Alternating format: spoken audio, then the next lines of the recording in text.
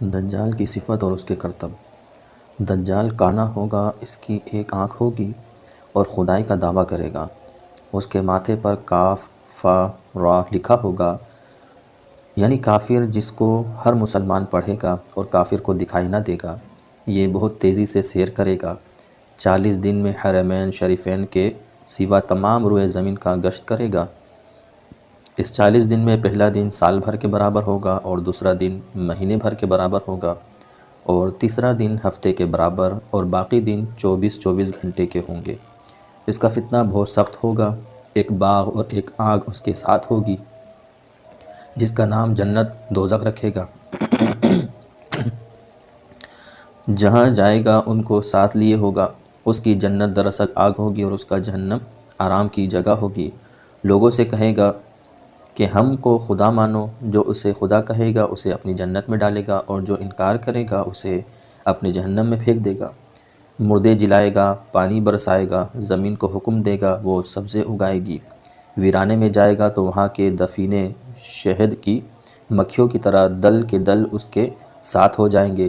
اس قسم کے بہت سے شعبدے وہ دکھائے گا، اور حقیقت میں یہ سب جادو کے کرشمے ہوں گے، واقع میں کچھ نہ ہوگا، یعنی حقیقت میں ایسا کچھ نہیں ہوگا۔ اسی لیے اس کے وہاں سے جاتے ہی لوگوں کے پاس کچھ نہ رہے گا۔ جب حرمین شریفین میں جانا چاہے گا، فرشتے اس کا منہ پھیر دیں گے۔ دجال کے ساتھ یہودیوں کی فوج ہوگی، اور جب دجال ساری دنیا میں پھر آ کر ملک شام کو جائے گا، اس وقت حضرت عیسیٰ علیہ السلام دمشق کی جامع مسجد کے پوربی مینار پر آسمان سے اتریں گے۔ یہ صبح کا وقت ہوگا، فجر کی نماز کے لیے اقامت ہو چکی ہوگی۔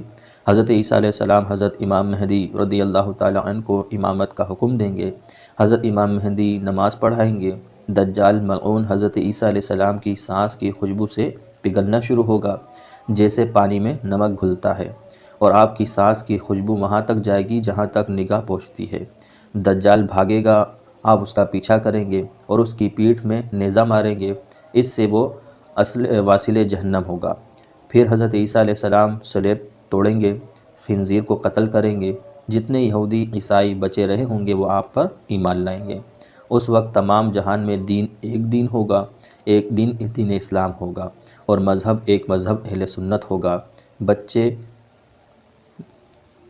سانپ سے کھیلیں گے، شیر اور بکری ایک ساتھ چریں گے، آپ نکاح کریں گے، اولاد بھی ہوگی، 40 برس رہیں گے اور بعد وفات روضہ انور میں دفن ہوں گے۔ اور حضرت امام مہدی آپ حضور علیہ السلام کی اولاد میں حسنی سید ہوں گے، آپ امام و مجتہد ہوں گے۔ قیامت کے قریب جب تمام دنیا میں کفر پھیل جائے گا اور اسلام صرف حرمین شریفین ہی میں رہ جائے گا، اولیاء اور ابدال سب وہیں ہجرت کر جائیں گے۔ رمضان شریف کا مہینہ ہوگا، ابدال کعبہ شریف کا طواف کر رہے ہوں گے، امام مہدی جو ہے وہ بھی وہاں موجود ہوں گے۔ اولیاء انہیں پہچانیں گے، ان سے بیعت لینے کو عرض کریں گے، وہ انکار کریں گے۔ غیب سے آواز آئے گی کہ یہ اللہ کا خلیفہ مہدی ہے، اس کی بات سنو اور اس کا حکم مانو۔ تمام لوگ ان کے ہاتھ پر بیعت کریں گے۔ پھر حضرت امام مہدی رضی اللہ تعالیٰ عنہ سب کو اپنے ساتھ لے کر ملک شام